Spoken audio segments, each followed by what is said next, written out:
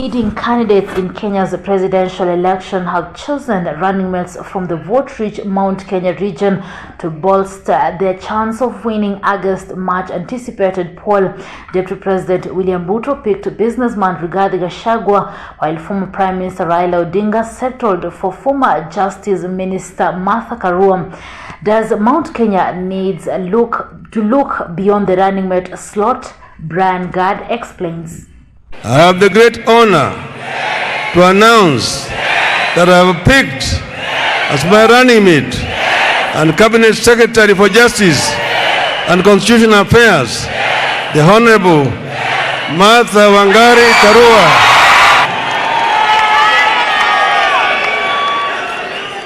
I present to you the Kenya Kwanza running mate candidate, my brother and friend, Rigathi Gachagua. The trouble with the Mount Kenya is not who becomes the running mate, but the political formation that will win the elections and address the economic and social insecurities.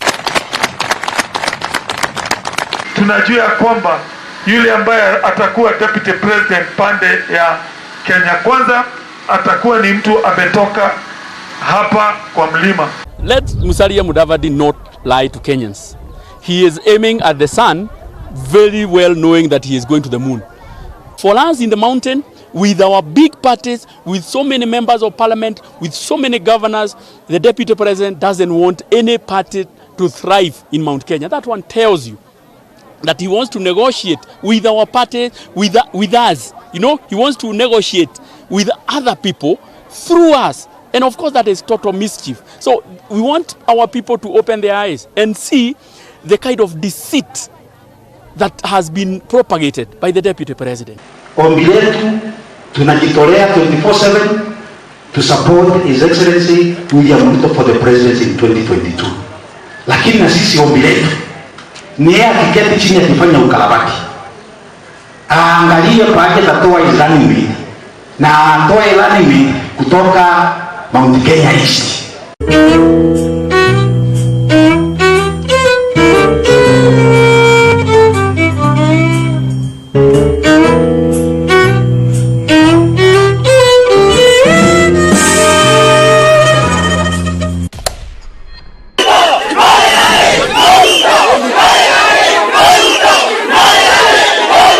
Politics is about the allocation and distribution of resources, and when you lose the political power and sphere of influence, then your insecurity is hinged on a robust system that attends to your economic issues. The mobilization along tribal lines have been fairly easy for politicians because the citizenry is so economically insecure that they think the economic plight can only be addressed when one of their own is in power. I think those I would rather leave for the political commentators. The question about debt redemption profile, fuel subsidies, I think in Kenya, we do expect that to remain. But I think importantly, it may not be at 100%. There may be a sort of an adjustment. So we are not saying that there'll never be any adjustment. There may be adjustment that puts some burden on consumers, but we do expect that there will be a significant burden that is picked up by the government through the fuel price subsidies. Watu wa Mount Kenya akisikia sisi ni watoto wa Maumau akilete nyoko.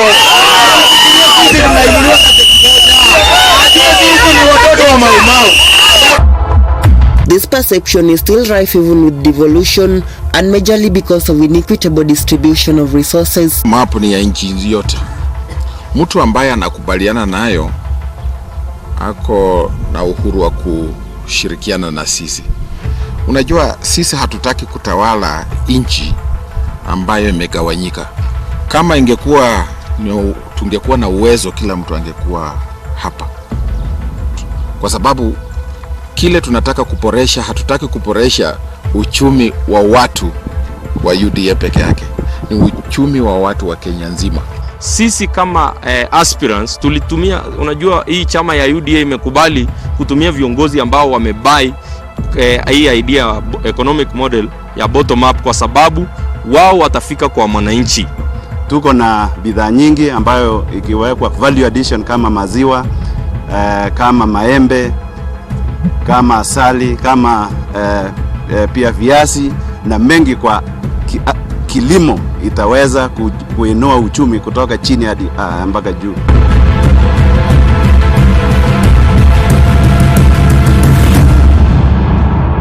Na wacha nieleze kidogo dakika mbili mambo ya bottom up. Bottom up ni kusema tunabadilisha sera ambayo tumeendesha nayo Kenya kwa miaka 50.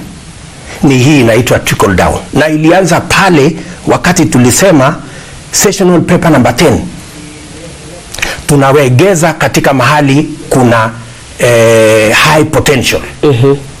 Alafu tukipata marupurupu ndio tupeleke mahali kuna low potential. Hiyo ndio trickle down. Sasa tunasema badala ya kuegeza mahali penye high potential, wacha tuegeze mahali penye low potential. Ndio tunasema tunabadilisha mfumo wa uchumi kutoka trickle down to bottom up. The silent undertones of infighting in Kenya Kwanza the whole of Saturday 14th May when the presidential candidate was supposed to unveil his running mate are simply because of the hassles and jostling for political positions by leaders who still imagine that political positions can address socio-economic insecurities. Bas, ningependa kuchukua fursa hii kuomba apology. Mnajua leo vizuri sana our guest of honor alikuwa Mheshimiwa Musalia Mudavadi, na ingefaa afike hapa na Mheshimiwa William Samoei Ruto, ingefaa kuje hapa na Mheshimiwa Moses Masika Wetangula, Gachagua na timu yetu yote ya Kenya Kwanza, ingefaa wakuwa wamefika hapa by saa 6. Walikuwa wamepanga only 2 functions. Function ya kwanza ilikuwa kule Karen to unveil the running mate wa Dr. William Samoei Ruto.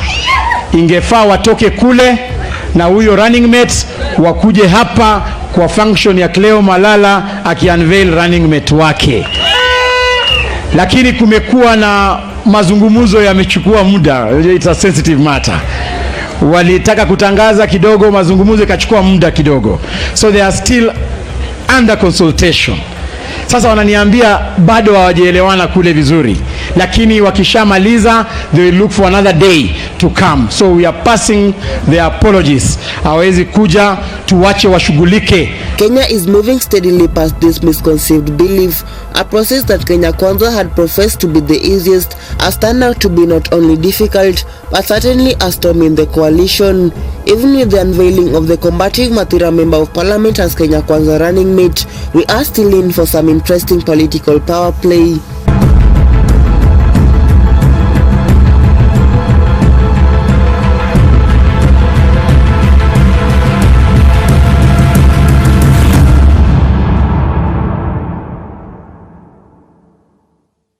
Kenya Kwanza is built on the foundation of issues to do with the people. The issue of the running mate is an important one, but that issue doesn't give us sleepless nights, because we are an alliance built on people issues, not on positions for leaders. So our issue of the running mate is the easiest of the issues that are on our table. The issues that exercise our minds, the issues that give us sleepless nights, are the people issues. There is still this perception that positions will secure interest. Si kesho tunaanza mambo ya BBI. Nyinyi mmesoma BBI? Mmesoma? Mimi nataka niwaambie marafiki zetu ambao wanasukuma mambo ya BBI. Sisi hatuna shida na BBI, lakini kujeni pole pole. Wacheni kiburi. Wacheni vitisho. Wacheni matusi. Katiba sio yenu peke yenu. Katiba ni ya Wakenya wote. rais wetu ambao tunampenda, Rais Uhuru Kenyatta.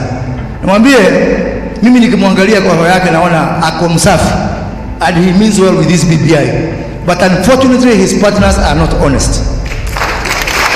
And for political side that always bash the Building Bridges initiative for creating positions, it is now dawning on Kenyans that the whole charade was a deceptive campaign strategy whose object was to win masses with catchphrases and false hope. Rege imefika tamati, haijafika. Imefika mwisho, haijafika. And we want to tell our friends, the handshake brothers and the BBI fraud they visited on the people of Kenya. Today, Mount Kenya is sure of having a running mate in the two coalitions, and we know that one will form the next government. The choice therefore is to go with the loose coalition of political parties that shut down a political power structure that guaranteed equitable distribution of political power and the attendant resources to the tune of 54 billion shillings, or reject this coalition altogether.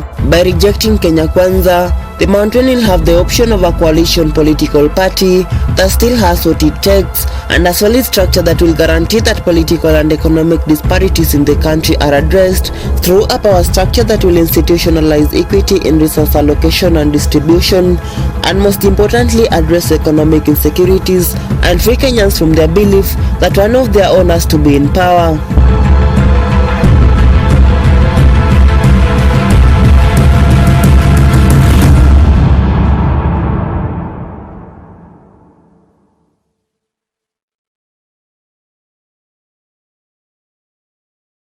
This is the man, Mr. Speaker, whose focus was not only on the economy, but also on democratic space, on meritocracy, and later on constitutional reforms.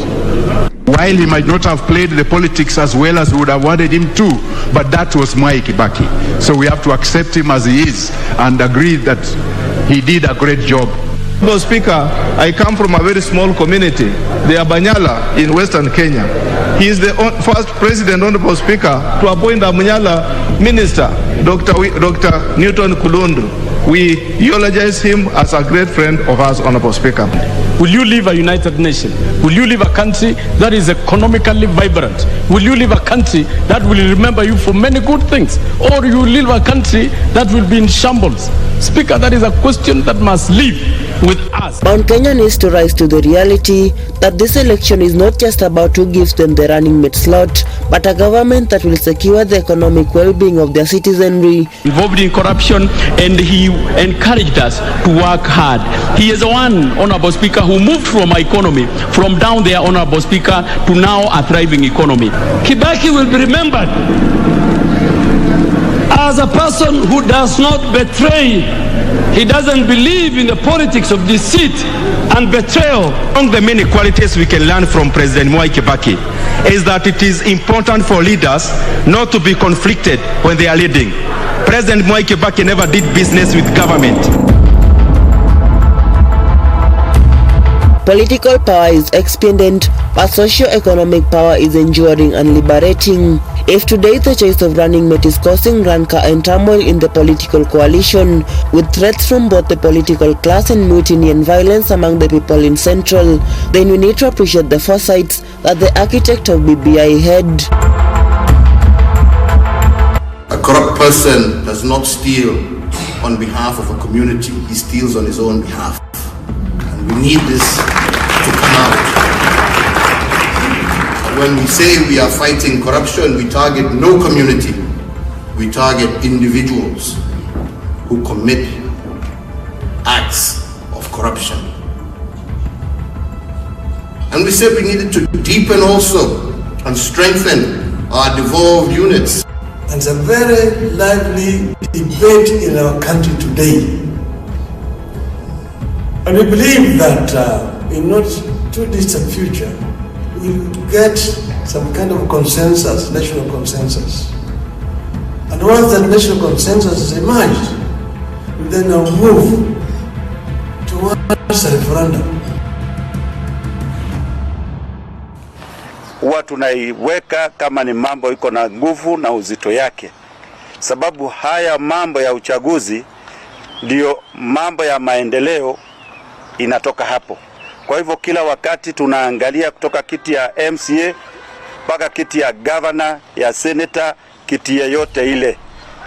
Hata ya rais lazima tuangalie ni nani atakalia hiyo kiti. Mount Kenya has never had instances of political violence because they have always had an undisputed leader who has had their interest. They have been a political force as a united bloc, but this is gone, and the need of addressing constant tensions at the top political power is a big issue.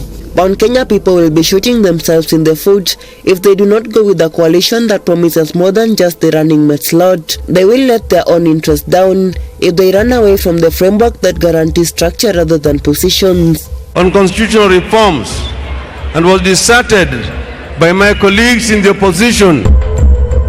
They have to leverage on what they were deceived to reject and demand for guarantees that once they elect Azimio, the 54 billion shillings will be guaranteed. They must rise and say this is not about political positions, but how these positions secure the economic and social prosperity, not just today, but for the future generations to come. Brian Gad, Maisha Television.